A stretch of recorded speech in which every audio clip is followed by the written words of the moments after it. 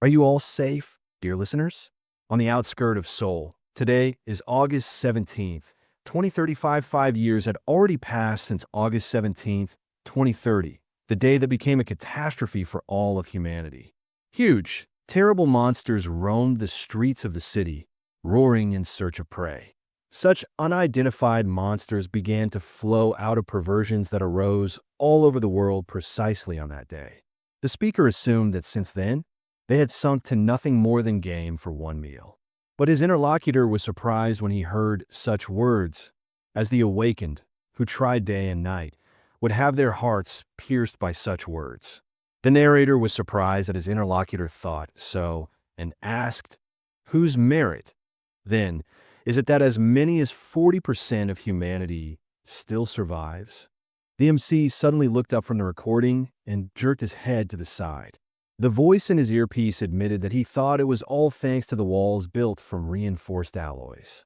The protagonist raised himself up, looking over the stone ledge he was hiding behind, and froze in surprise. The man from the recording called his interlocutor shameless, and in the end, they came to the conclusion that the barriers have their limits, because you just need to look around. Overcrowding in safe zones leads to a shortage of basic supplies. The protagonist frowned, noticing the large number of monsters passing by. He counted that there were 6 monsters above Class C and 1 monster of Class A. Everything was as Giles said, and he took out his binoculars to take a closer look at the creatures passing by. Then he looked at the empty space that the monsters were approaching and realized that this meant that the heat was coming soon.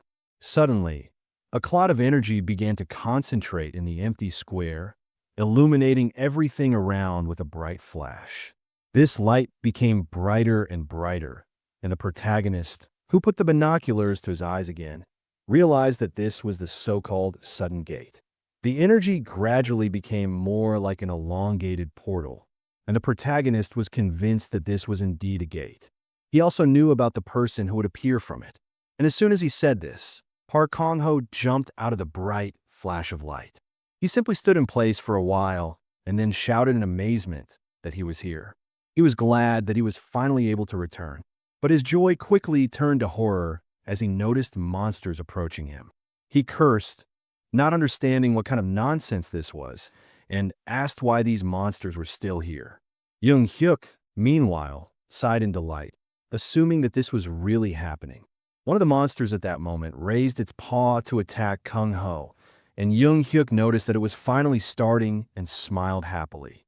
Sometime later, as the monsters were making increasingly eerie cries, Kung-ho, covered in blood, froze, breathing heavily. MC understood that in order to face one monster above Class C, it would take a lot of effort. Meanwhile, Kung-ho frowned in concentration, shouting the sword nest spell, and a large number of energy clots resembling swords in shape appeared in the air above him.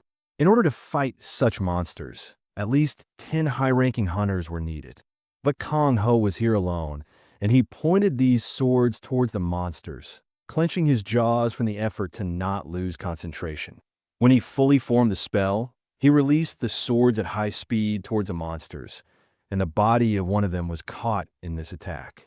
Kong-ho managed to cut down 6 high-level monsters in just an hour, and he did it all by himself. Another monster he killed fell to the ground in front of him, and he paused to recover a bit. Now he only had 1 A-class monster left, but even if all 5 S-class hunters in the world gathered together, such a task would be impossible. However, despite such a depressing situation, the protagonist smiled enthusiastically as he continued to watch the unfolding battle. Although he had heard about it, he was now surprised at the true power of the Spear Master. Meanwhile, the monster began to concentrate its own magic attack to attack Kong-ho, and the protagonist decided to wait a little longer since he knew what would happen next. Meanwhile, Kung-ho cursed when he noticed the attack formed by the monster, and the protagonist mentally exclaimed that soon this power would belong to him. Meanwhile, the attack flew towards Kung-ho as a powerful beam, but he managed to rise into the air in time with his own skill. He activated Phantom Throw, rushing towards the monster, and then used the Demon Blade, making a large number of cuts. It managed to make a fairly large hole through the body of this monster. The monster fell to the ground, and Junhyuk exclaimed that it was a crazy battle beyond comprehension. He realized that it was time for him to go now and looked at Kong Ho, who fell to the ground, exhausted. One of his arms was missing, and he could not even move. The protagonist soon came down to him and thought that everything was still going, as Jekyll said. He carefully knelt down next to Kong Ho, put his palm on his back, called out to him, and asked about his condition. He remembered that Jekyll had clearly said that he had obtained Kong Ho's power by trying to save him, which meant that if MC helped him, he himself would obtain this power. Kong Ho blushed, spitting out blood, and the protagonist frowned, asking himself how he could save him. He realized that he needed to ask more details. And at that time, Kong Ho opened his eyes slightly and asked what year it was. The protagonist answered that it was August 2035, and Kong Ho sat up, then cursed because the difference was only 5 years, but he spent 30 years in another place, and here only 5 years passed. MC called out to him, advising him not to try to make unnecessary movements, but to just lie down. But Kong Ho knew that it was too late, and Junhyuk thought that he knew it and admitted to himself that he was sorry. But still, Kong Ho was going to die today. Kong Ho sadly lowered his head, cursing because he knew that if he had not spent most of his strength on opening the gate, then everything would have been different. He laughed sadly, and the protagonist looked at him with regret, but said nothing. Kong Ho, meanwhile, pulled out a photo, turning towards the protagonist, and confessed that he had a favor to ask of him. He asked him to find his family and take care of them if they were alive. MC asked in confusion and tried to refuse since it was a little difficult since he himself was not in a position to take care of someone. Kong Ho cried out in pain, but overcame himself and explained that he was not asking the protagonist for free, promising that he would give him the power. MC asked in amazement, but in his mind, he cried out happily since he understood that everything was going according to plan. Kong Ho, meanwhile, added that in order to give the power, he needed the protagonist's name. In this world, which was beaten by catastrophes similar to the apocalypse, there were always two common themes in the life of the protagonist. Before thinking about it, he froze but did not answer. Kong Ho, who meanwhile said his name, asked the protagonist, "What is his name?" In the past, when Junhyuk was older, he was leaning against the shelf and sadly lowered his head. Jonathan Curtis, laughing, was glad that they finally met. It happened in June 2008 in Junhyuk's hideout. He did not answer Jonathan, but thought that the property of irreversibility was applied, and life still goes on. Jonathan ordered him not to even try to dodge like a slimy eel and called him a villain. MC ignored him again and frowned, looking at the wound on his side from which blood was flowing. He knew that he would not be able to escape this time, and asked Jonathan who told him and his comrades that he was here. Jonathan replied that it was the 16th ranked villain, Jin-soo, with whom he had made a deal. Jin-soo gave them the MC data for $1 million and a promise not to pursue him for a year. The protagonist called Jin-soo names, angry at him for doing such a thing. He had experienced the death of his parents, false accusations, prison, a car accident, and then the death of his younger brother and sister. Jonathan pulled out a sword, pointing it at him, and suggested that it was time for Junhyuk to die if he had already gotten the answers he wanted. He wondered if he was okay with that. As those unfamiliar words began to make sense to the protagonist, he found a way to reverse his life. And so he asked Jonathan if that was really the case. Before they could begin, he showed the stone lying on his palm and asked his opponents if they knew what it was. Jonathan didn't answer him. His eyes widened, and he frowned in confusion. The protagonist explained that it was an artifact that was rumored to be the rollback stone. Jonathan asked in shock and turned to his comrades, unhappy that they were just standing there. He ordered them to kill MC now, but he had already activated the artifact, and from it began to emanate light, which gradually became brighter. The protagonist, laughing, offered Jonathan to meet in the past. He begged that it was the moment before the disaster, or at least the time when his brother and sister were still alive. At the moment, he finally looked away from his memories and raised his hand, noting that he had entered the world of the past, having spent 23 years to return. In the end, he told Kong Ho his name, thinking that this was still the same world that was on the verge of collapse due to the gate and monster attacks. But still, life goes on. Kong Ho smiled through force, looking at his outstretched palm, and took his hand confidently, squeezing it. This time it was different, and Kong Ho frowned in concentration, declaring the system transfer and named the target as MC. Energy spread from his side, raising dust in some places. And the system warned that the system transfer was starting, but would lead to the destruction of the creator's physical body. That's why it asked Kong Ho to confirm the execution of the command. But he chuckled and noted that he was still a dead man. And so he confirmed the transfer. Since he initiated the system transfer, a new user, Junhyuk, was registered, and streams of magical energy began to converge on him, enveloping his entire body. The creation of a second system original and the transfer of the master copies began. The system began to scan the body of a user, Junhyuk, and he himself suddenly frowned, looking at Kong Ho, who said that he should not let down his guard until the very end.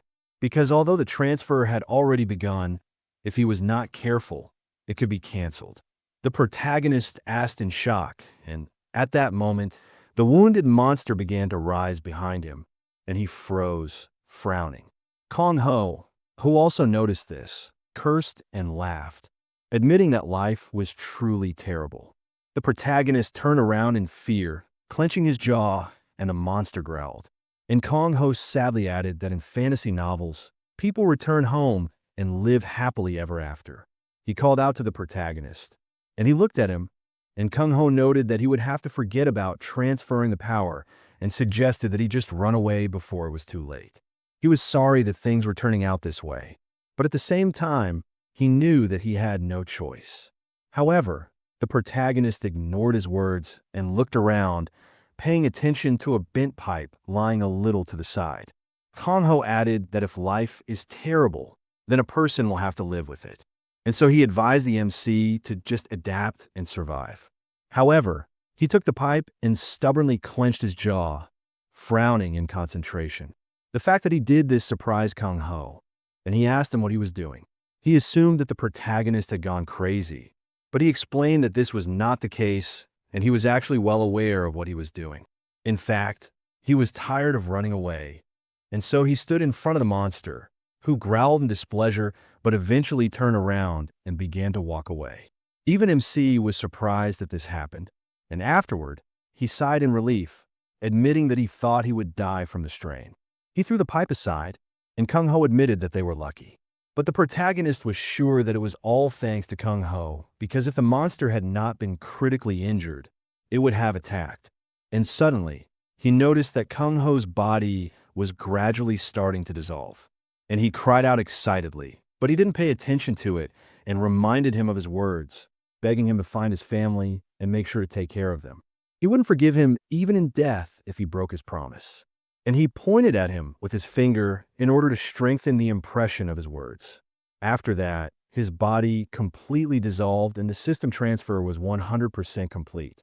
The system warned that the user's body is not suitable for receiving the system, and it also completely finished scanning the user's body, Junhyuk, so the body restructuring through awakening began.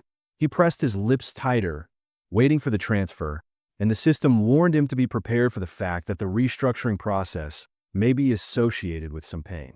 MC jerked, opening his eyes wider, and with difficulty holding back a scream, and the awakening started, but so far it is only loaded at 1%. Soon the MC was shaking. Each time he flinched more and more. He thought that he was trying to hold on, but in reality, it hurt much more than he expected. It felt like all his bones were breaking, and his flesh was falling apart. He arched his back, raising his head up, and screamed in pain. Sometime later, when the sun had already risen, outside the truck that Jiddle was driving came closer. Jickle cried out in surprise when he noticed the MC here and asked why he was here. The protagonist turned around when he heard the car coming closer and turned to Jichel, asking if he had really arrived. He brushed the dust off his clothes, smiling kindly, And Jichel frowned in confusion and asked if today wasn't the protagonist's day off. He remembered that the MC suddenly asked to switch shifts yesterday, so he came today. The protagonist admitted that he was going to go back, but then a monster appeared, so he got stuck here and missed his chance to leave. So he ended up spending the whole night here.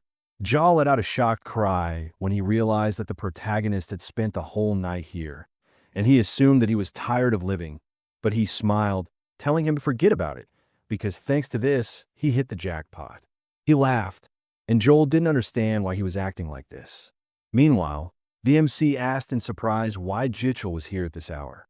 The thing is, it was a bit early before the workday started, and the protagonist was also wondering where the rest of the team was. Jig hesitated, sweating and scratching his cheek, trying to make an excuse, and in the end, he announced that he was waking up early lately, which is why he came so early. The others were also about to arrive soon, and Junhyuk understood everything but thought that the excuse about Jichel getting up early was nonsense, assuming that he was hiding something useful again. Jichel, meanwhile, remembered what Jung told him and began to tell the MC about it. He thought about Jichel being the leader of the hyena team, and he was the one who originally owned the ability of Spearmaster, which the protagonist stole today. Spearmaster was the ability to copy and use the abilities of other awakened. But Jichel could not use it properly, and Junhyuk assumed that this was why he gradually became an outcast among the other awakened until he was found dead in an abandoned building. In the end, he got into his truck, warning Gile that in that case he would go, and he wished him a good job. Jichel responded in kind, and MC thought that the reason for Gile's downfall was simple, and that was because Gile had revealed his ability to be a copy when he registered as an awakened. He knew that no one would tolerate his skills, which he had worked so hard to obtain, being copied so easily. Soon he was already on his way, his eyes focused on the road ahead of him. But he was briefly distracted by the crystals lying on the seat next to him. There were 3 B-class crystals and 4 C-class crystals. And although he felt a little ashamed in front of Jichel for stealing these crystals, he had almost died for it. So now he just had to figure out what to do with these crystals. Even if he just sold them, he could retire comfortably. But he couldn't do that since these crystals were useless to him anyway. These crystals were rare, and he remembered that Jichel, after awakening his power, was so shocked that he didn't even get to the trophies. However, the protagonist that evening, after awakening his new ability, collected the crystals by going from one destroyed monster to another. When Jichel returned the next day to collect the trophies, there were none. And every time he thought about that moment, he regretted that he didn't take care of the trophies. That was why the protagonist was so diligent in collecting all these crystals. In fact, he had planned to take the loot from the beginning. But now he thought if these were the cores of ordinary monsters, he could sell them carefully. But if he put the cores of high-class monsters on display, it would arouse suspicion. In that case, both the Awakened Association and the government would definitely start investigating where it came from. And in the worst case, he wouldn't even be able to get the full price of these crystals and might be forced to sell them for a pittance. Besides, there could have been a more terrible outcome, and someone would have taken aim at him, and he himself would have ended up as a corpse in an abandoned building. So he came to another conclusion and picked up the phone, dialing the number of the person he was going to talk to. In order to solve this problem, he had to quickly register as an awakened person.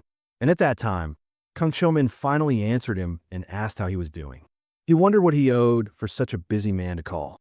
The MC greeted him, explaining that he had finally been given money, and so he thought of having a drink with his friend.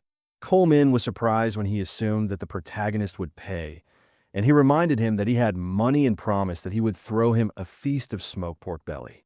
Coleman thought that this sounded great, but the protagonist warned that the freebie must first be earned, and Cholin asked in confusion what happened. The MC, meanwhile, drove up to the Soul Safe Zone and explained that Cholin had to do him a favor first. Soon the protagonist met the man and asked how much he was offering for the goods he had offered. This time, the items were very useful, so he was going to give him 600 coins for everything. The MC asked him to add a little more, since in their time, it was very difficult to find anything worthwhile, and he thought his interlocutor knew this. But he put his hand on his neck disappointedly, explaining that in the past, you could get 800 coins for something like this, but now it is too difficult since the number of people looking for expensive goods has sharply decreased. The MC froze in disappointment, and the man explained to him that the population is decreasing, prices are rising, and people are simply not spending money. Suddenly Chanjong and Chunch ran closer to them, bursting into tears, calling out to the MC. They clung to him, crying even harder, and Yin Chul asked why he only came back now. They thought he had abandoned them, and he seriously got their attention and frowned, not understanding what they were doing there. He reminded them that they were supposed to be at school, but the man asked why he was scolding them. He explained that they came here because they were worried about the protagonist not coming back all night, but he didn't answer him. And he added that money was good, of course, but the protagonist also needed to think about what would happen to these children if something happened to him. He finally asked them to stop crying and asked why they were crying. The children covered their eyes with their hands, saying that they were not crying. And finally, the MC suggested that they go home, promising that he would fry meat for dinner. He placed his hands on their heads, and they instantly became happy since they loved meat. Suddenly, Yin Young remembered something and told the protagonist that grandmother upstairs had told the protagonist to come see her when he returned. He realized that she was talking about the landlady, and she confirmed this by telling him that the woman had said that the rent was overdue. The protagonist thought about it and said nothing more. Soon they arrived at apartment 601 and placed the prepared food on the table. They were silent for a while, and eventually the woman excitedly asked why the protagonist had brought all this. He explained that he had gone to the butcher's shop, bought some meat, and thought of her. She remarked that it would be better if he saved it for the children. He did not respond to this, but handed her an envelope, apologizing to her for the delay and explaining that it was the overdue rent. However, the woman warned him that he did not need to rush since she was going to talk about it anyway. She knew that the protagonist had been having a hard time lately, so she decided to only charge him half the amount. He asked her in confusion, but warned her that there was no need. But Changa tried to dissuade him from arguing since they should all help each other in hard times. So he advised the MC not to be shy and just agree. The woman suddenly hit him on the head with a spoon, calling him a bastard, and asked if this was really his house. She reminded him that the house belonged to her and indignantly questioned why he was acting like the boss there. He put his palm to the spot where she had hit him and cried out indignantly, asking if she needed a spoon to scoop rice or to split skulls. He reminded her that after her death, the house would still belong to him. She angrily added that he didn't need to tell her that. He looked at the spoon in fear, screamed, and jerked, expecting the next blow. The woman added that because of him, her stomach was twisted into knots, and she couldn't sleep at night. In her opinion, he wasn't studying but running around doing nonsense that he called being a porter. Changa was outraged that she called it nonsense because he was sure it was studying. She didn't understand what he was studying, and he explained that he was learning how hunters fight in case he became an awakened. Grandma suggested that he study on his own first and asked why he was finishing college. MC watched their quarrel with a smile, and Chango added that now was the time of the awakened and the age of hunters. He was sure that his grandmother had no idea how this world worked. She didn't know what to do with him and asked that at least Junhyuk tell him something since Changu at least listened to him. MC suddenly felt his phone vibrate in his pocket and took it out, noticing an incoming call from Shulman. Meanwhile, the woman added that Chong Su was the only family she had left, but he was very immature. MC didn't say anything and went out to the balcony, accepting the call from Cholin.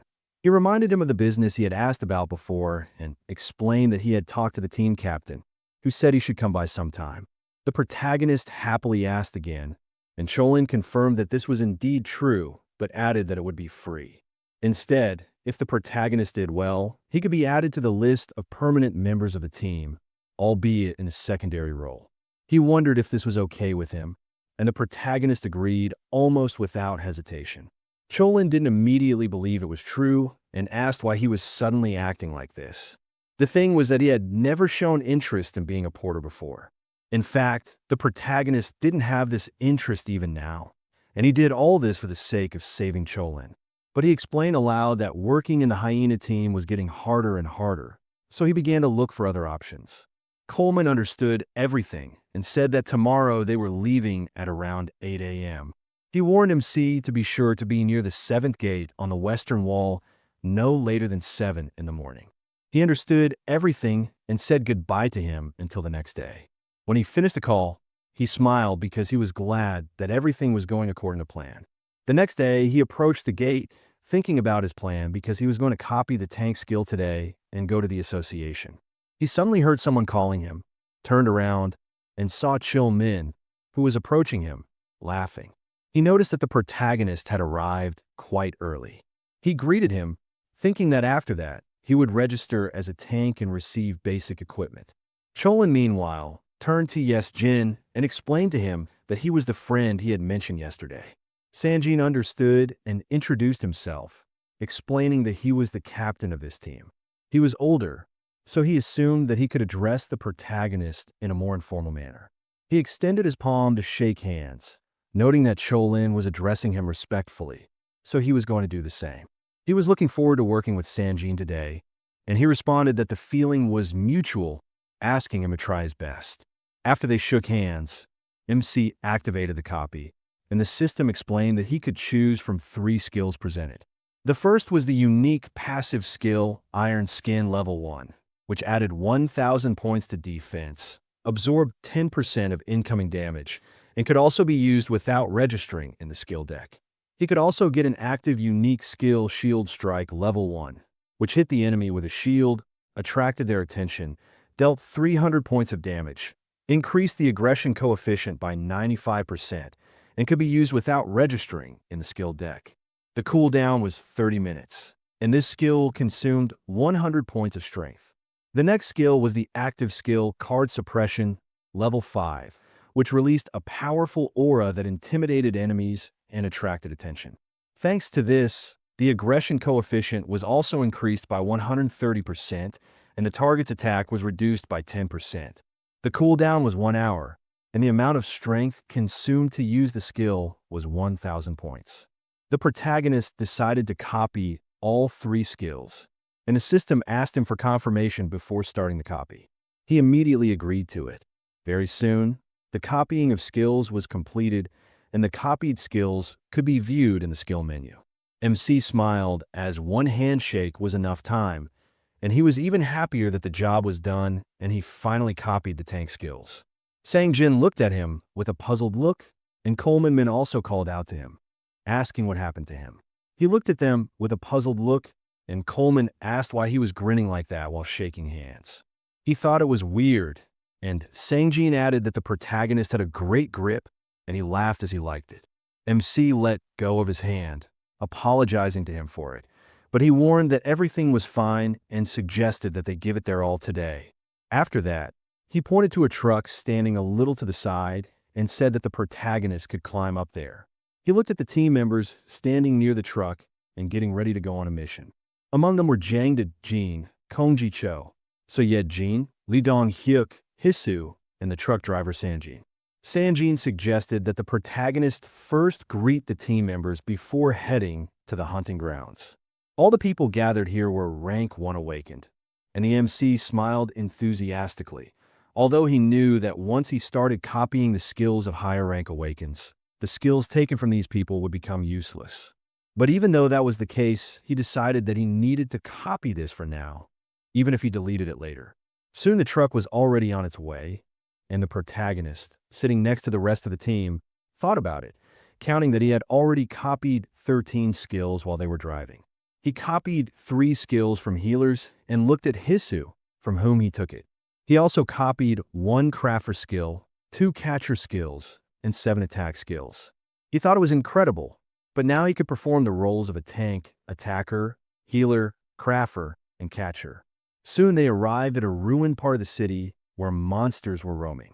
Sangjin, unhappy with the fact that the monsters were gathering somewhere, activated a shield strike, attacking a monster. Of course, the number of skills that the protagonist could take was limited, and having skills of different roles was a bit difficult. Meanwhile, Sanjin attracted Dong-hyuk's attention, suggesting that he use a long-range attack, and he immediately agreed and ran forward. Using skills of different roles, in the protagonist's opinion, was powerful depending on how it was combined. Dongguk, meanwhile, shot at the monster, wounding it, and Sanjin attracted Yajin's attention, telling her to finish off the monster. She understood everything and shot the monster, finishing it off completely so that it fell to the ground and did not move anymore. Sanjin praised them for their excellent work, calculating that there were only 2 opponents left. The protagonist had nothing else to do and decided to try activating something for fun. But he gave up on the idea, since once activated, he would not be able to change roles for 24 hours. He was going to register as a hunter right after this hunt, so he decided that there was no need to complicate things. Sometime later, the battle was over, and Sanjin laughed since another day had passed without any incidents. He praised everyone and also pointed out that the protagonist's stamina was very good. Today, they had an unusually large amount of offal compared to other days, but he was a little disappointed since this was usually the case. He suddenly noticed another porter who was bending over under the weight of his backpack, admitting that he was going to die. Chillman smiled, telling Sanjin that the MC was quite famous for his fists during his school days. Sanjin was surprised and asked if Chman meant the time before the disaster by school. He confirmed this, admitting that he had a sense for something like that. Technically, the protagonist did not even train, but still the so-called athletes ended up at his feet. The protagonist scratched his cheek with his finger in embarrassment, and Sunjun asked if he was a bully. He did not seem like that kind of person, and Coleman explained that calling Junhyuk a bully was too much since he was the one who beat up the bullies. The thing was, he had a dream of becoming a detective, and Coleman thought that if the world hadn't changed, that's probably what the protagonist would be doing now. In any case, Sanjin got off the topic by praising the protagonist for his good work, and he handed him an envelope with his pay. He asked him again, confused, explaining that he wouldn't take it as he had said so before. Sanjin told him to just take it and thank him for it, because if it weren't for the protagonist today, their porter would have a hard time. He wondered if the protagonist had already thought about continuing to work as a porter. He could arrange a position for him if he wanted it, and the protagonist smiled as he accepted the envelope, promising that he would think about it. Sangjun started to walk away, suggesting that they meet again sometime if the opportunity arose. When he left, Coleman complimented Junhyuk on his work and asked if they would go to the barbecue as agreed. He apologized to him, but explained that he already had plans for today, so he would treat him to meet next time. Coleman was surprised that he had plans and tried to find out more about it, but the MC did not tell him, and Coleman disappointedly asked him not to tell him that he had a date. Sometime later, the protagonist had already arrived at the sole branch of the Awakened Association, approaching the stand only for tanks. The girl who looked at him with confusion remained silent and even opened her mouth in surprise. The protagonist did not say anything either, and in the end, she asked him to repeat what he just said. He explained that he had come to register as an Awakened, and she noted that this was a registration desk for tanks only and asked if he was sure that he had awakened as a tank. He confirmed this and added that he had awakened as a tank today. The girl looked at him thoughtfully, and he, surprised by her reaction, asked if something was wrong. She excitedly cried out, explaining that this was not the case at all, and explained that the protagonist was the first person to awaken as a tank in the last 6 months. She finally got over her emotions and smiled kindly, congratulating him on this, and asked if he had brought his ID. He confirmed this, and soon he was handing her the documents. She pointed to a bench a little to the side, asking him to sit there and wait a little. Soon MC followed her recommendation and lowered his head, thinking. He gradually became sadder and thought that after returning, when he first opened his eyes, he thought he was dreaming. He grabbed his hair and lost himself in memories. When he was in prison, his brother and sister came to visit him, and then he cried when he learned that they died in a car accident. He remembered the moment when he sat on the floor of the cell, hiding his face in his hands and crying. The death of his brother and sister was decisive in his decision to become a villain, and he changed radically very quickly. However, when he came back and saw his brother and sister alive, He felt a lot of joy, and at first, he even thought that it was just a dream. He remembered the moment when he saw his family again, and now he frowned determinedly, promising himself that he would never lose his loved ones again. He was going to protect them at all costs, and clenched his hands in a fist resolutely, looking straight ahead. Suddenly, a system window appeared in front of him, and he examined it. According to the reports, the stamina ranged from the lowest at 6,000 points to the highest at 15,000 points. The strength was randomly assigned between 2,000 points and 5,000 points, and the protagonist stats were the maximum for the first awakening. He chuckled to himself, thinking that this was a good start. He was also attracted by the inscription about the formation of the core, and he thought about it and asked himself, "What is this?" He put his hand on his chin, but he still could not remember Giles mentioning anything like this. But in the end, he did not think about it for long and decided that he would find out about everything when the formation was completed, since it had already begun to form. Finally, the girl, who had become accustomed to his attention, approached him. He looked at her thoughtfully, and she returned his ID card to him, explaining that they had finished checking his identity. She pointed to Lim Junhyuk standing next to her, asking the MC to follow him for the test. Junhyuk greeted him and extended his hand for him to shake. The protagonist admitted that it was nice to meet him, and they shook hands. Junhyuk explained that they had prepared everything in advance, so they could start the test now. They walked to the elevator to get to the right place, and the protagonist looked at Junhyuk with a studious look, noticing that he was not an awakened one, so copying him was impossible.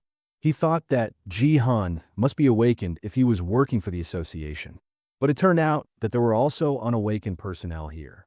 He looked at him like this the entire way. Finally, they moved to a room where he lay down on a special couch. Junhyuk told him that the test consisted of 3 stages. The first stage was to measure strength and endurance.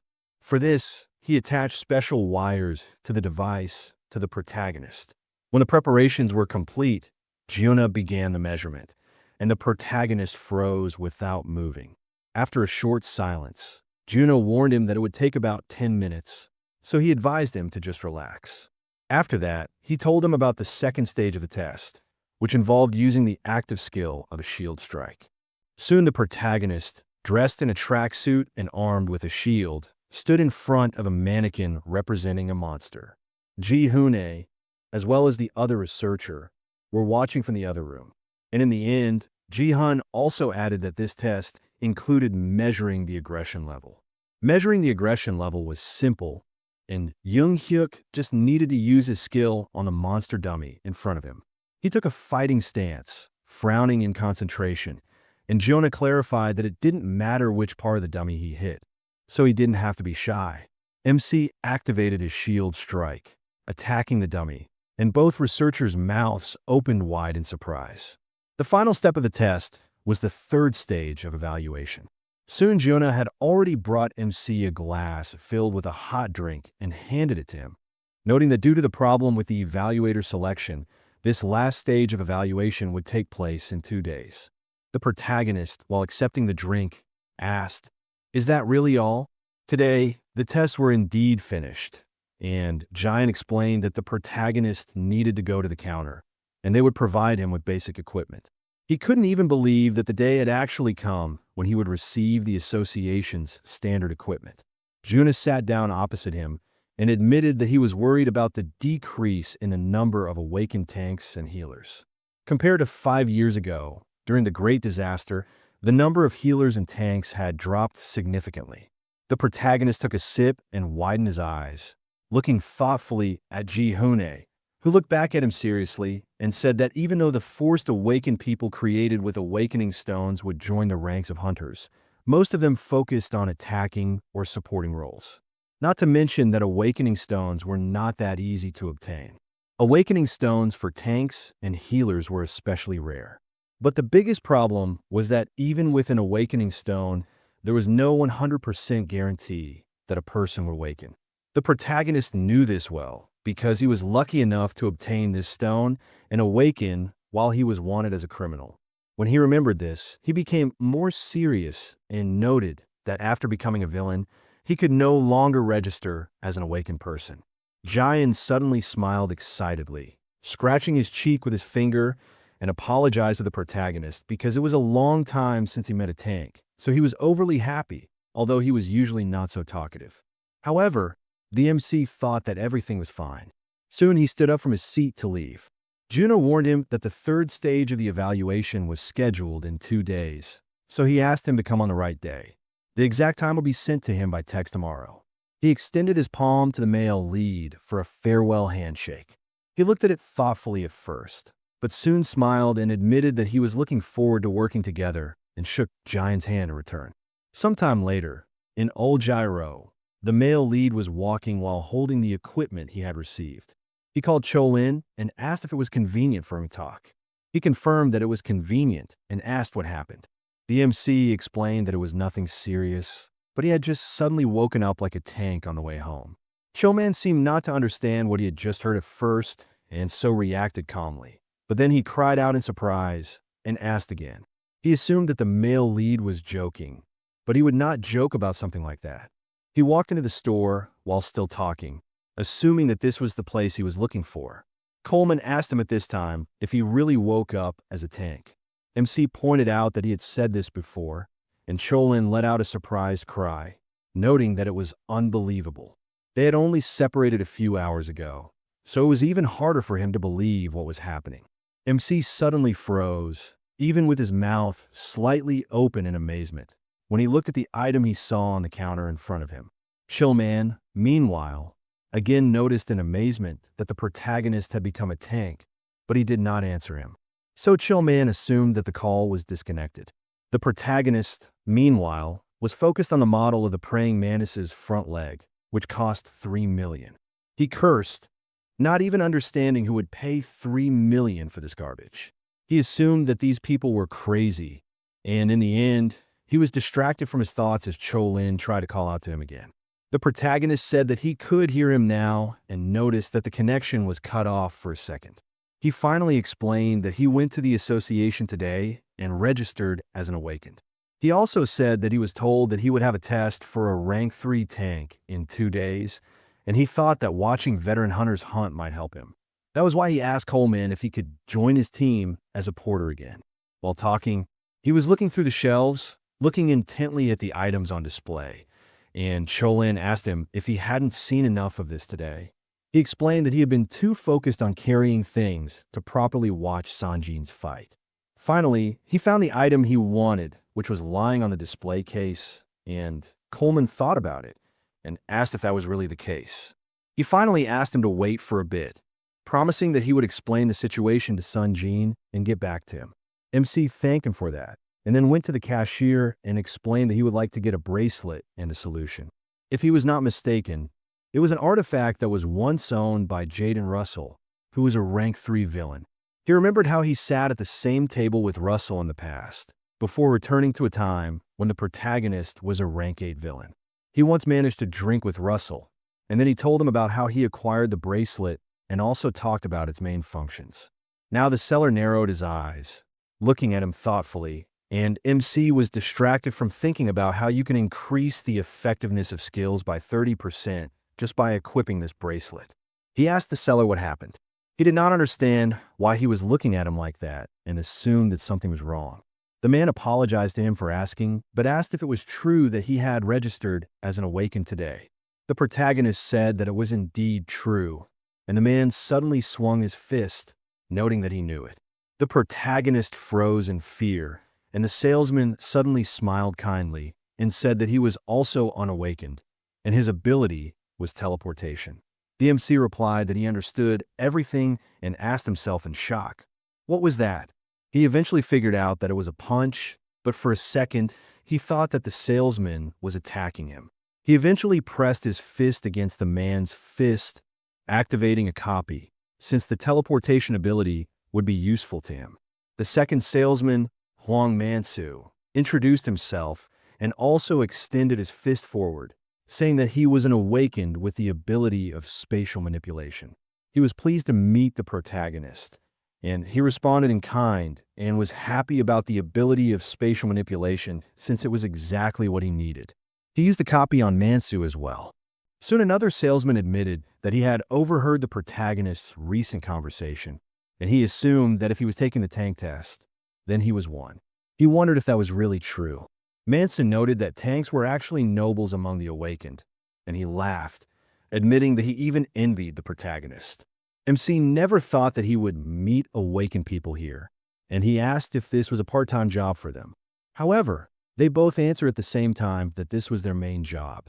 He was surprised and even did not immediately believe that this was really true. The man sighed, explaining that with so many awakened people with utility skills, it was difficult to find a job, and besides, his ability was not very useful in battles. Mansa became the owner of a shop selling antiques and supplies for awakened people in order to make a living. The protagonist finally understood everything and guessed that they were having a hard time in the job market. Finally, the shop assistants placed the solution he had requested in front of him.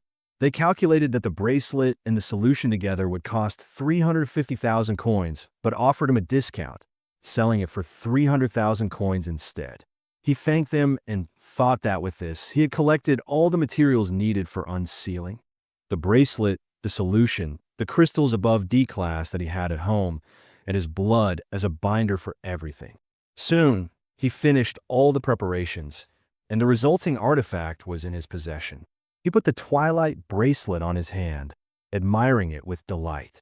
Suddenly, a system window appeared next to him, announcing that the 38th artifact among the 101 artifacts created by the owner of the original system had been unsealed. The Twilight Bracelet was registered as an installed artifact in the system, making a total of 16 artifacts registered at this point. The protagonist could now see the options of the registered artifact. The Twilight Bracelet was linked to the user of the second original system, Junhyuk. Since it was unsealed by the user of the original system, the item was completely unlocked. The protagonist didn't fully understand what the system meant when it mentioned the 101 artifacts created by the owner of the original system, but he was suddenly distracted from his thoughts as Coleman called him. At first, he was startled by the sound of the incoming call, but eventually he picked up the phone and greeted Coleman. He sighed and explained that he had told Sanjin everything about it.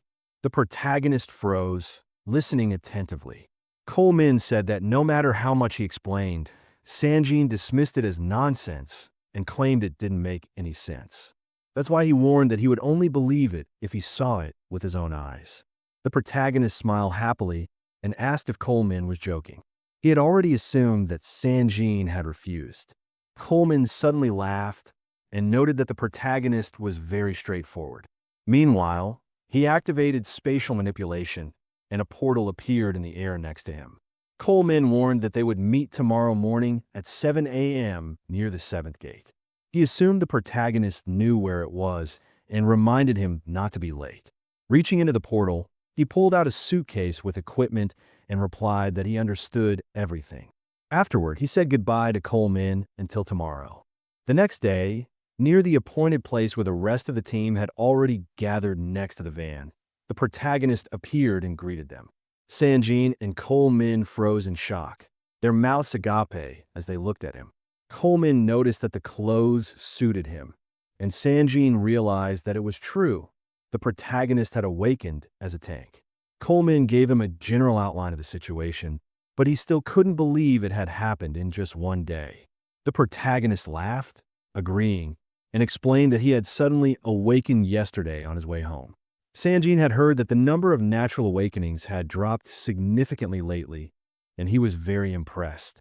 The protagonist had already told Coleman about this, but now he informed everyone else that he would be taking a test to become a rank 3 tank the next day. That was why he had come to watch Sanjin command and tank, as he thought it might help him. He apologized to Sanjin for bothering him again. Sanjin thoughtfully put his hand on his chin and realized the protagonist wanted help. He wasn't sure if the protagonist could learn anything from him, but he decided to give him just one piece of advice. As someone who had started doing this earlier than him, Sanjin asked the protagonist if he knew why he was wearing that shield. It wasn't because he had suddenly awakened as a tank, but because it was his choice. He was sure that when a person encounters monsters, there would inevitably come a time when they would feel tired and exhausted. And at such times, one should remember that it's not skills or stats that can bring someone back to the ranks. It's a person's determination. The protagonist listened to him with a smile, and Sanjin frowned seriously to emphasize the weight of his words. Sometime later, they arrived at an area inhabited by monsters and noticed a monster sleeping in an empty square. Ji-hun, peeking out from around the corner, turned to his comrades and asked if they had identified the type of prey and its location. They confirmed it was a drone, and he understood everything, then suggested they begin. He turned to Daeon and asked him to check the monster's location again. Daeon firmly replied that he understood everything and summoned the map. Sanjin looked at it, confirmed the monster's type, and turned his attention to the glowing dots on the model, noticing that there were 2 F-class drone monsters. As far as his comrades knew, these monsters had low attack power and sluggish movements, but their defense was as high as E-class monsters. The protagonist looked at his other teammates with concentration. Coleman suddenly cried out sadly because he doubted they had enough strength left to deal with the drone. Donnick lowered his head, already feeling exhausted, and wondered how long it would take to break through those shields. Someone asked if this was okay, and Joel worriedly said that at this distance, if something happened to the other team, even the drones might run at them. There was indeed such a possibility. But Sanjin warned that their prey was slow, and Sunham's group was one of the most experienced veteran teams in the field. As long as they did the same as always, there should be no problems. Who smiled and guessed that if the drone's attack power was low, she, as a healer, would have an easy day. However, she also guessed that the attackers might have a hard time and laughed. Sanjin drew Ji Cole's attention to himself and asked if all the traps were set. He replied that everything was ready, and Sanjin called Coleman and Junhyuk to follow him. He told the protagonist and who to stay behind. The protagonist seriously replied that he understood everything, and the rest of the team began to approach the monster. The protagonist had a feeling that something was wrong and frowned. Although he didn't know all the details, he remembered that the reason Coleman's team was destroyed before returning to the past was due to another monster's invasion. However, if the invading monster was a drone, they should be able to handle it. So, he didn't understand how they were all destroyed. He looked around intently, certain that something was amiss. Eventually, Sanjin called out to Eugene and asked if she was ready. She replied that she was, and in that case, he told her to start shooting. She aimed and fired at the monster, but the arrow didn't hurt it much.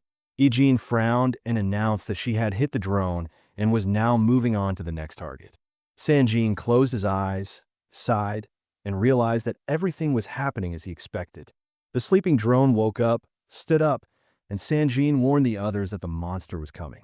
He ordered the ranged attackers to prepare. Coleman and Junhyuk responded. The monster swung its paws to attack, and Junhyuk fired several arrows into the monster's body at once, causing the drone to scream in anger. Junhyuk exclaimed that the strike was excellent, and his comrades praised him for the good shot, but warned him to keep his distance. However, despite their advice, he shouted that he was moving forward and headed toward the monster, ignoring their attempts to convince him that it was too early and that he should stay back. The monster swung its paw in anger, but Junhyuk dodged it and asked how much longer they were going to poke the drone in the back. He wanted to get it over with and go home. So he shot the monster a few more times, hitting the target perfectly. The drone tried to attack him a few more times, but he dodged and shot again. His comrades didn't give up trying to dissuade him and suggested he stop angering the monster and listen to them. He noted that he wasn't angering anyone. After all, the monster was so slow that it wouldn't be able to hit him anyway.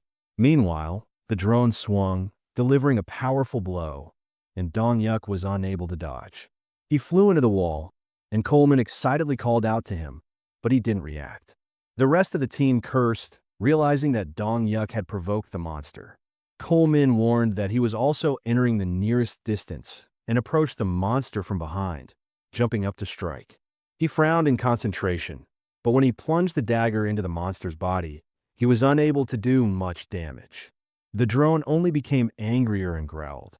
Coleman, who had fallen to the ground, cursed and warned the others that the drone's shield was too strong, so nothing was helping. Meanwhile, The monster continued to focus its attention on Junhyuk, who was leaning against the wall, exhausted. Gradually, the drone, growling threateningly, approached him and swung its paw to deliver a decisive blow. Junhyuk, noticing this, screamed in fear and put his hands in front of himself to somehow protect himself. But Sanjin arrived in time, using a blow from his shield to approach the monster and hit it with such force that the drone flew to the side, lost its balance, and fell, raising clouds of dust into the air. Sanjin himself frowned in concentration so as not to miss the monster's further movements. The area was quiet for a moment, but the monster soon stood up, angrier than before, and began looking around for a new target. Finally, it focused its attention on Sanjin, who called out to Junhyuk and Min, explaining that he would provoke the drone toward him. He ordered Min to prepare for long-range attacks and Yejin and Junhyuk to prepare for close-range attacks. They acknowledged his orders, and he used suppression. Waves of energy began to spread out from him, provoking the monster, which opened its mouth wide, showing sharp fangs, and growled. Sanjin frowned, realizing that he had managed to provoke it, and the drone began to swing its paws, striking him. He put up a shield in front of himself and screamed, but managed to stand his ground and block all of the drone's attacks. Once again, as the monster raised its paws to strike, an attack flew past its body. Junhyuk warned Yejin that they should act now. She responded, indicating that she understood, and took aim, pulling back the bowstring of her weapon. Finally, she fired, hitting the monster's head directly. Although no obvious damage was done, the drone trembled in discomfort before curling up, exposing its hard shell and protecting its more vulnerable parts. Sanjin ran toward the drone, shouting to Min that he should use a long-range attack. Min shouted that he was already prepared, and from both sides, they ran toward the monster, raining down more blows on it. Sanjin warned everyone to continue with basic attacks until the next command. Min, who was also trying to break through the monster's shield, cursed and admitted that just looking at the monster's back was already tiring him out. They continued to strike, suggesting that the monster should just die already.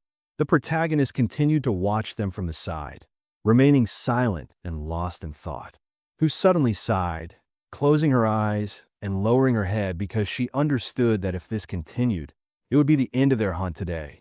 It seemed like a big disappointment to her, and she didn't understand why something like this always happened to them. The protagonist didn't understand what she meant when she said this always happened, and she explained that the drone was not a monster that appeared often.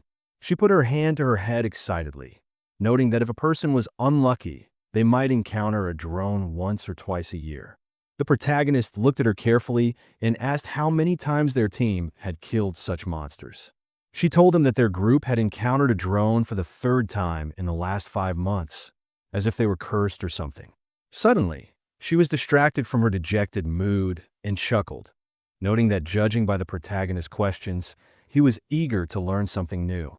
He apologized to her, assuming he might have bothered her with his questions, but she didn't seem annoyed. On the contrary, she handed him a device that could help him. He was surprised when he realized it was an M7, who told him that the official name of this device was the Jeremy M7, a measuring device developed by Jeremy Corporation. The protagonist looked at the device in amazement, his mouth dropping open in bewilderment. Who smiled, reminding him that he was there to watch them hunt before his third test. However, she didn't think it was appropriate to just stare, so she asked if he agreed with that. Using the M7 to analyze stats, she thought could really help the protagonist. Instead of answering, he picked up the device and put the lens to his eye. Looking at the battle going on with the M7, his mouth dropped open in shock. Who announced that, for example, the drone's health was 30,000 points and its shield was 150,000 points. Thanks to the device's effect, the protagonist could see these stats next to the drone's body, who suddenly became sad again, closing her eyes and lowering her head.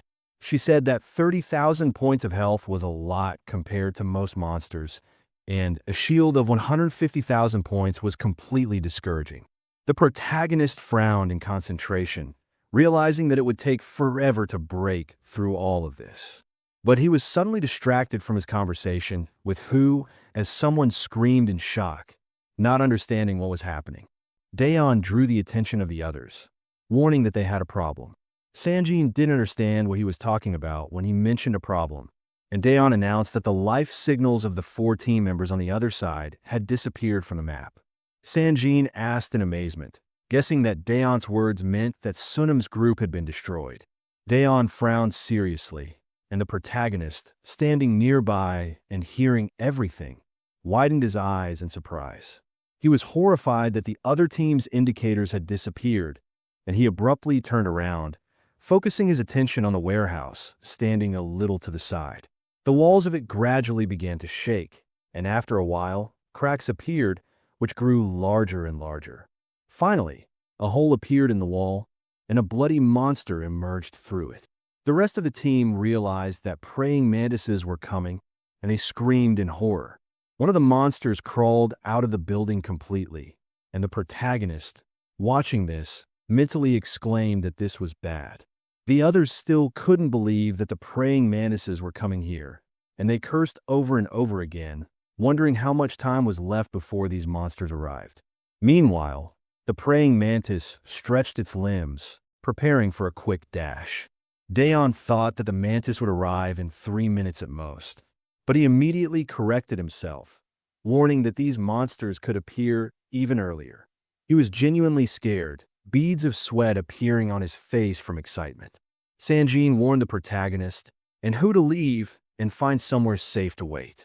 The protagonist didn't react to his words at all, but realized that the uneasy feeling he felt earlier was due to the fact that they were dealing with praying mantises. Stubbornly clenching his jaw, he thought deeply. Meanwhile, Sanjin ordered Yajin to hold her position and told Jikol to prepare the binding traps. The protagonist grabbed Hu's hand and pulled her to the side, warning her that they needed to leave. She was also very scared, her eyes wide and sweating from fear. She didn't immediately understand what was happening, but eventually agreed with the protagonist. However, instead of moving further away, he ran towards Sanjin and the other team members. They noticed this, called out to him, ordered him to stop, and asked where he was going. The protagonist didn't stop, but turned toward them and explained that retreating at such a distance was almost impossible. If the mantis caught them, it would tear them to shreds. As he said this, Sanjin also noticed that they were approaching him rather than following orders. He called out to Junhyuk, assuming he hadn't heard him, and reminded him that he had told him to retreat. But the protagonist stubbornly stood in front of him, putting his shield forward, and warned that retreat was not an option because the mantis was too fast. They would still need another 30 minutes to deal with the drone, which was why he wasn't going to retreat. Sanjin frowned, pressing his lips tighter, but said nothing. The protagonist asked what would happen if the mantis showed up now. He explained that they would almost certainly be destroyed in that case, and got into a fighting stance, preparing to take the monster's attacks. The mantis was approaching them with rapid leaps, but the protagonist didn't move from his place, even when the monster was very close to him. He was sure that in this situation, all they could do was hold out as long as possible. He shouted this, frowned resolutely, and prepared to fight. Sanjin looked at him in bewilderment and asked if he had gone crazy, but he did not answer. Sanjin then asked if he thought all awakened tanks were the same. He noticed that MC was just a newbie who had not yet received his awakened registration card. However, the protagonist continued to stand there, looking intently at the monster. Sanjin wanted to say what would happen if a newbie who hadn't even completed a virtual battle yet recklessly attacked the mantis.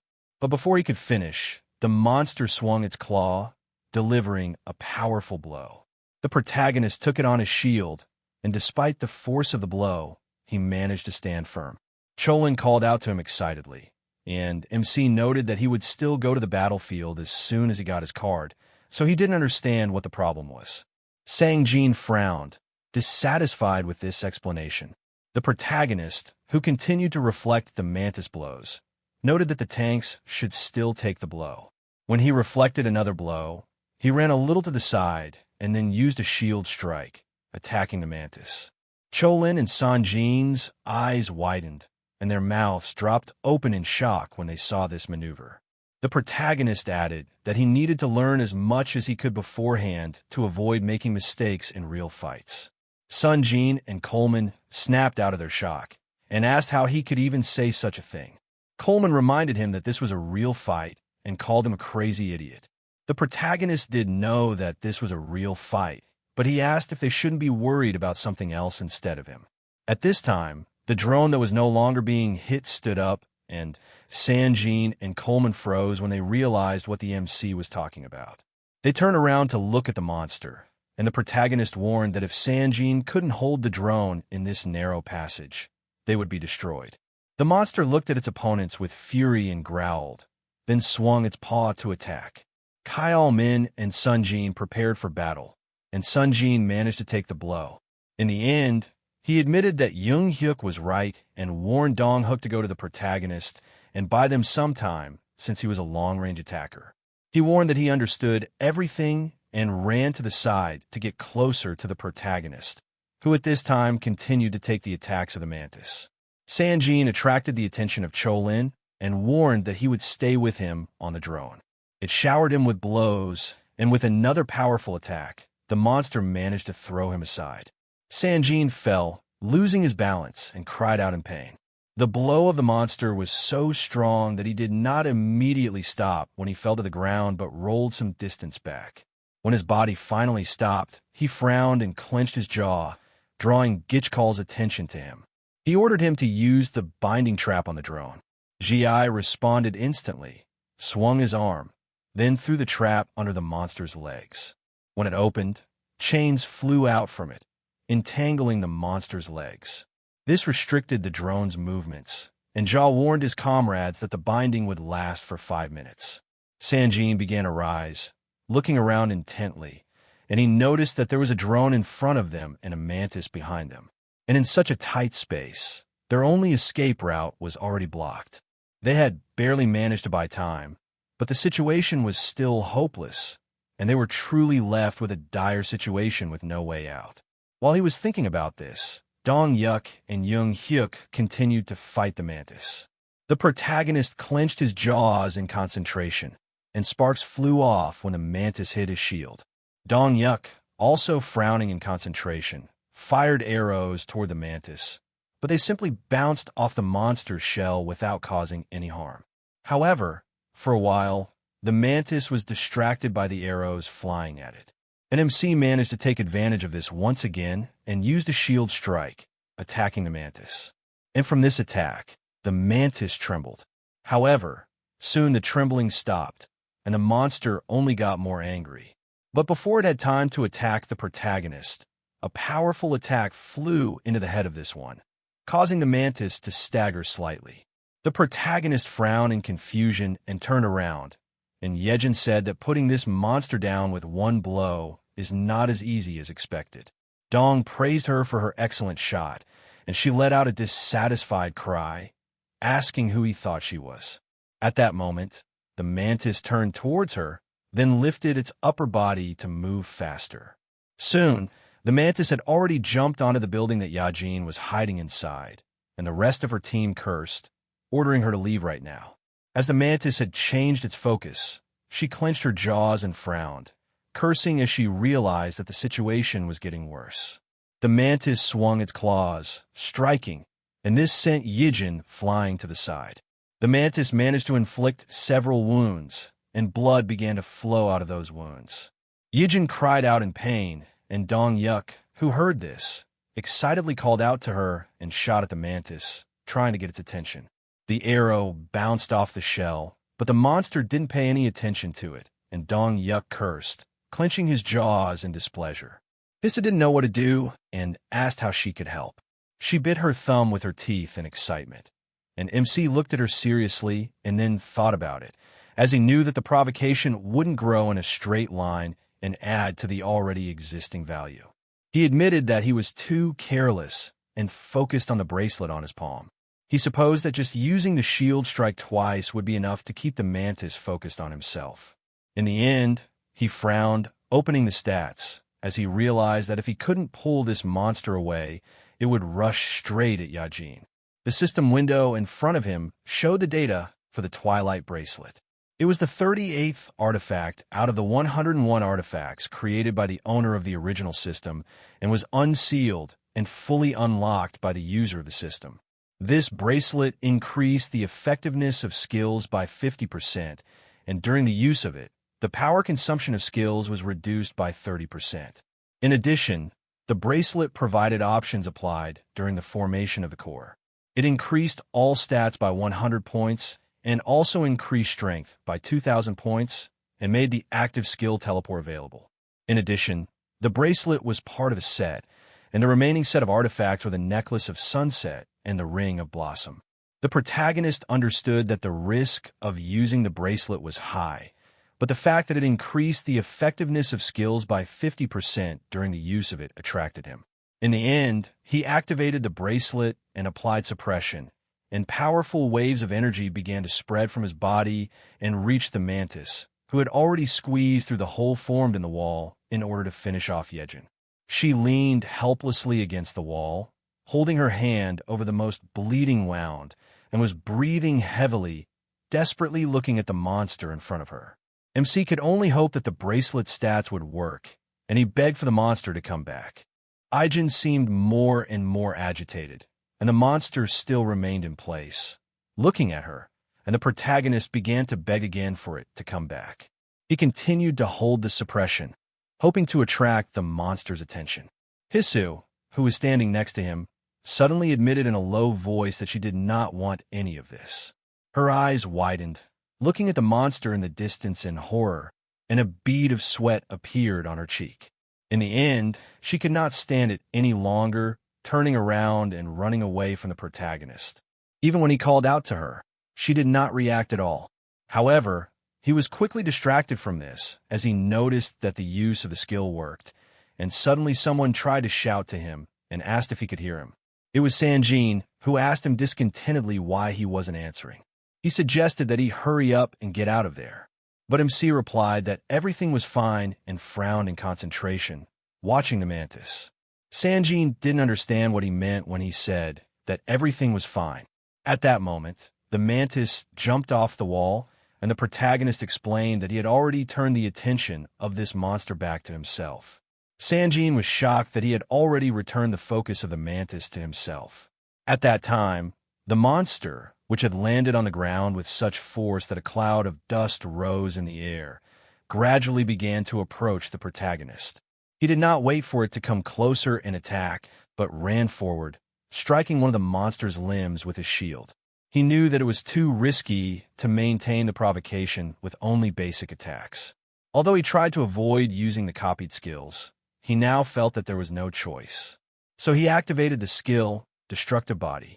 When a system window appeared in front of him, it asked him to choose whether to register the skill or not. MC confirmed the skill registration, and at this time, the Mantis swung its limb to attack him. He jumped to the side, dodging the attack, and noted that he had just equipped the passive attacker skill. This would make his basic attacks comparable in damage to the attack skills. He jumped to the side, pausing for a moment and waiting, and then realized what was coming next. He suddenly smiled excitedly, although he had been focused the entire time, as he felt the same feeling he had been expecting. It was a feeling he had experienced countless times before the time reversal, and it felt like every cell in his body was awakening. As he was thinking about this, Junhyuk took advantage of the situation and shot at the monster. But the arrow bounced off again. Before the reversal, when the protagonist awakened as an attacker and became a villain, this feeling earned him the 8th rank among the villains, and it was hyperperception.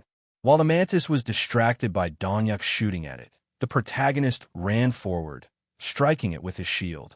He became more focused again and clenched his jaws from the effort.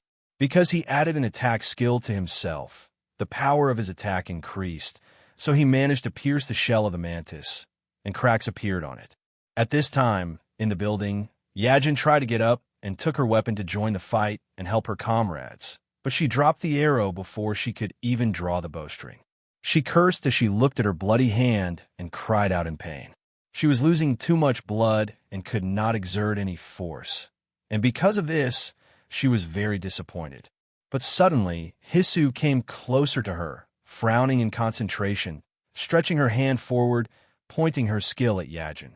She screamed when she noticed her, but Hisu warned her not to scream, as it was distracting her. She concentrated on her wound, healing it, and Yajin bowed her head slightly, embarrassed, and asked why she was doing something that was unnecessary. She suggested that she should spend her time on the protagonist instead, since she had time to heal. However, Hisu warned her not to worry about MC, since she couldn't heal him anyway if he wasn't losing health. She was briefly distracted, turning to the side and looking out the window at MC's battle with the Mantis. She remarked that Junhyuk was crazy and asked if Yajin agreed with that. This conclusion was due to the protagonist taking all the damage as if he was the leader of their team. In a way, she thought he was even amazing. The protagonist continued to run around the Mantis, attacking it from time to time, while Coleman and Sunjin remained focused on the other monster, striking it one after another. The drone roared in anger, but it could not attack too strongly as the trap it had fallen into was still active. Eventually, the team realized that the monster's shield would not last long, and Sanjin suggested that Coleman not waste time on basic attacks, but simply bombard the drone with skills as they needed to finish before the trap wore off. Coleman looked at him doubtfully and asked what would happen if they drew the monster's attention to themselves. However, Sanjin was determined to keep its attention on himself at all costs, and so he ordered them to do as he had told them before. He frowned in concentration while the monster raised both its paws and roared, preparing to deliver a crushing blow. This was the attack that Sunjin was waiting for, and he put out his shield. While the main part of the monster's body was exposed due to its swinging, he ran forward while using a shield strike. The binding trap was supposed to disappear in 10 seconds. And when Sanangjun heard this warning, he called out to Cholin, warning him to act now. He reacted instantly and jumped up, holding his dagger ready, and then activated a critical strike. He dealt a powerful slash to the monster's body, and as the skill took effect, he began to beg for the drone to explode. Nothing happened for a while, but finally, the monster's body began to evaporate, disintegrating into a large number of small particles. Chman realized that the attack worked, so he cried out in joy. This was the final blow, and Sunjin warned the others that their job was done here. When the monster's body dissolved completely, Coleman noticed the items dropped by the drone in the place where it had been. He called out to Sangjin, then walked closer to the items he had received and was surprised that they had received a core and a skill card. He cried out in joy, noting that this was a jackpot. But Sangjin warned him that this was not the time to say that and suggested that he quickly go help the protagonist. However, when they looked at the MC fighting the Mantis, they noticed that cracks and dents had appeared on the monster's body, and blood was flying in different directions from the protagonist's blows. They were shocked that something like this had happened. In the end, Junhyuk looked at them and asked them to take this monster on themselves if they were done with their hunt. Cholin chuckled in amazement, shocked to think that the protagonist was truly insane. He reminded them that he had done everything himself and asked if he was now telling them to take this monster for themselves. They didn't think he had much trouble in this fight, so they suggested that he take it as a learning experience and finish off the Mantis himself. He paused briefly from attacking and jumped to the side, stopping to catch his breath. He asked again, a little unsure, if he should really destroy this monster himself. He launched another attack, running closer to the Mantis, and one of his comrades declared that he had no objections, asking what the others would say. No one objected except for Yejin, who seriously declared that she was not the type to live in debt. She pulled the bowstring, aimed, and fired. And the powerful blow that flew towards the praying Mantis did quite a bit of damage to it. The protagonist, taking advantage of the fact that the monster was distracted, jumped up, frowning in concentration, and fell on the monster's head, plunging the shield into the body of the praying Mantis. Very soon, the monster had already fallen to the ground. Sanong-jin, standing next to Cholin, raised an eyebrow in surprise and called out to him. Cholin, as shocked as Sangjin, responded, and Sanangjin, who was focusing on the protagonist's shield plunging into the body of the praying Mantis, explained that he wanted to talk about Colin's friend. Meanwhile, the protagonist pulled the shield out of the monster and frowned in concentration, and Sanjin asked if Coleman was sure the MC really awakened as a tank. Sometime after the battle ended, the team members began to gather near the truck. They decided to hurry up in order to prepare for departure. Sanjin clapped his hands, getting everyone's attention. And although he knew that they were all tired and exhausted, he suggested that they work at a faster pace, since if they were late, more monsters might appear. While the others were gathering, the protagonist stood to the side, wiping the blood of a mantis off his shield. Coleman came closer to him and asked if it was true that he used that thing back then. The protagonist didn't understand what he was talking about, so Coleman explained. He meant hyperception. He also began to wipe the blade of his dagger and remembered that the protagonist used hyperception every time he had a hard time in a fight during high school. The protagonist looked at him thoughtfully, but said nothing. Coleman admitted that otherwise, the move the MC showed back then wouldn't make any sense. However, he didn't dwell on it for long and excitedly asked how Junhyuk was. The thing was, he remembered that back then, using this ability would give him a headache for the whole day. He said that he felt fine for now and suggested that it might be because he woke up. Coleman admitted that he was even jealous and exclaimed that some people are successful no matter what they do. He smiled and added that the MC was treating him to a drink today and warned that he wouldn't accept any excuses. However, the protagonist was distracted from talking to him because he heard his phone ring. He looked at it in amazement. In the end, he answered Coleman that they would meet another time since he needed to spend time with his siblings today. Before he could even accept the challenge and answer his siblings, he heard someone ask him in confusion. Who exactly was he? Sanjin, who had come closer, crossed his arms, frowned, and asked suspiciously if the protagonist had really just awakened yesterday. He couldn't understand how someone who was completely new to awakening could fight like that. The MC looked at him and agreed. Sanjin asked in confusion, while Coleman turned his head, watching their conversation more closely. The protagonist eventually shrugged, explaining that the situation was a stalemate, and so he assumed that he had unknowingly unleashed some kind of superhuman power. In fact, he himself was surprised that it had turned out this way. And when he said this, Sanjin leaned closer to him and asked, "If that's true, then you don't think I believe it, right?" Junhyuk didn't answer him, and Sunjun turned to the rest of the group and drew their attention to himself. He warned that he had something to tell them all, and when he made sure that everyone was looking at him, he exclaimed that the protagonist had defeated the praying Mantis himself today, but he hadn't yet been officially registered as an awakened. And although the circumstances left no other choice, Junhyuk and all of them could face the consequences of the battle before registration. The protagonist looked at him in surprise, and in his mind, he screamed in horror, almost becoming the villain again. Sanjin finally suggested that they leave everything that happened today between them and the MC. He even opened his mouth when he heard these words. Yajun smiled, agreeing with these words, and Dongguk also agreed, telling Sanjin not to worry about them. He asked if he really thought they were so stupid that they didn't know this. Joel laughed, promising that they would take this secret with them to their graves.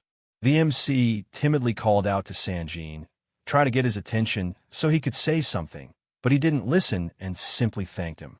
This only surprised Junhyuk more.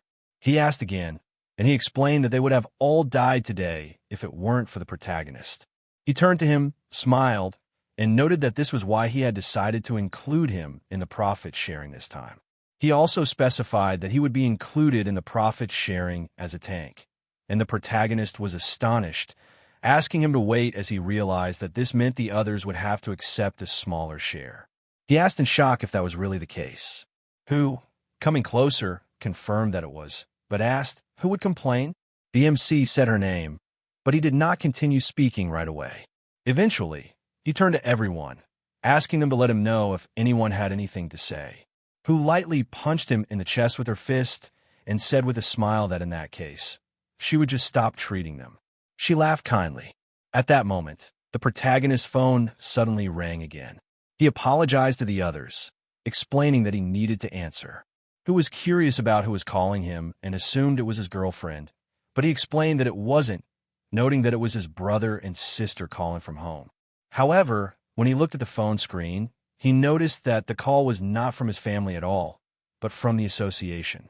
He himself was surprised by this and raised one eyebrow, but answered the call. Sometime later, he was already standing in the test room and asked if this one was rescheduled.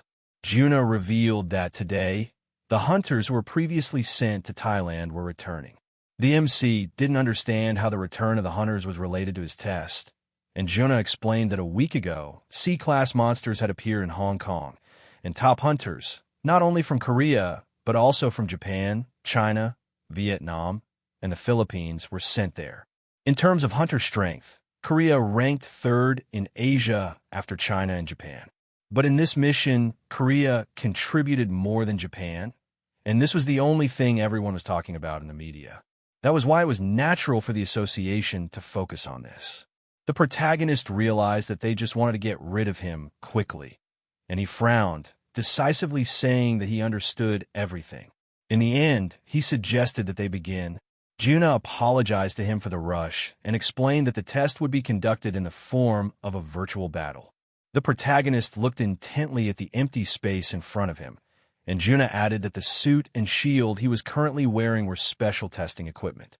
As he explained this, the lasers began to form an illusion of a monster. The protagonist, watching this, noticed that it was similar to the simulation room he was in before the cooldown. Junhyuk, meanwhile, added that the monster he would be going up against would be an F-class Xerus, and the test would last for 1 hour. The longer the protagonist could hold out, the higher the result would be. That was why Junhyuk advised him to give it his all. Finally, he turned back and warned the other people who were in the room with him that the preparations were finished. They stood there, looking at him with concentration, and he asked them if they could begin. One of the men nodded, letting him know that it was indeed okay to begin. And he, after telling them that he understood everything, leaned toward the microphone and warned the MC that the test was starting. He put his shield in front of him, and, at that moment, the monster swung to attack him. He managed to dodge this attack, and without distracting himself from the battle, he asked himself, "Were the top hunters here now?" Before thinking about it further, he got closer to the monster and used a shield strike, which caused the Xerus to fly off a little to the side. But it managed to maintain its balance. For a while, both the protagonist and the monster stood there without attacking, and the MC realized that if he could use this opportunity to copy any of these hunters, regardless of their class, then it would be great. The monster bared its fangs, preparing to attack, and the protagonist smiled, because if he did everything right, he could hit the jackpot.